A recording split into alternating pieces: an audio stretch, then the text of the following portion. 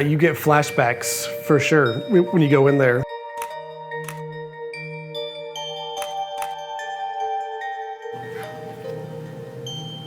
All right. I don't know why I get so emotional about it.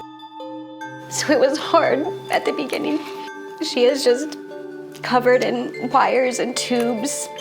I can't hold her, you can't touch her, I can't feed her. So it was very emotional. Obviously, it's still emotional. About an hour or two after she was born, we heard the word VACTERL for the first time. It's an acronym for an association of multiple different birth defects, and you only need 3 of them to be diagnosed with it, and she has all 7 letters. VACTERL stands for Vertebral, Anorectal malformations, cardiac, tracheoesophageal, renal anomalies, and limb abnormalities. We've seen a huge number of kids with these problems, so we've been able to build a real infrastructure around them. She's a good artist. Look at that. V is vertebral, and that's one of her biggest defects. She has caudal regression syndrome, and she might have surgery on her spine eventually. We have corrected so far A. She hasn't needed anything for C yet, and we corrected T and E. Her first surgery corrected her trachea and esophagus. That basically saved her life. She couldn't swallow, eat, breathe correctly. Renal is the R, so we're working with bowel and bladder colorectal team right now. The key things coming up will be working out exactly what we need to do in order to work towards being clean and dry. Our goal is to get children into normal underwear when they go to school. The big advantage of that is then they can develop with their peer group and they don't deal with some of the psychological stuff. Between like 1.5 and 2 years, we did L as limb. So they moved her index finger.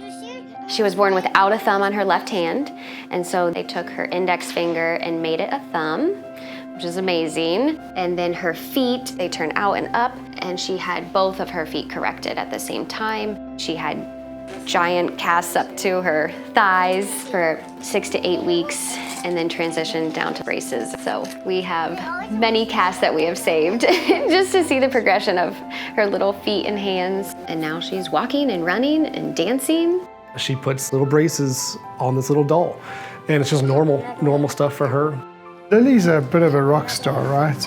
She obviously has an indomitable spirit, and she has a family that's kind of put things around her to allow her to reach her full potential. You weren't even 1 year old. So having everybody in one place is fantastic. We don't have to explain Lily's entire history every time. Everyone at Children's already knows, and they're all connected.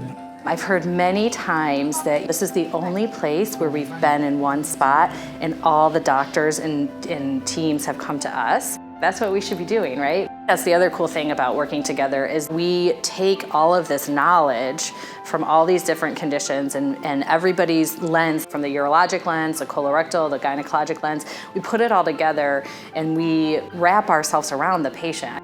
And Lily, she really likes going to Children's. She calls it her hospital. We see the butterflies. The kids know that's Lily's hospital. She wouldn't be here today if it wasn't for Nationwide Children's.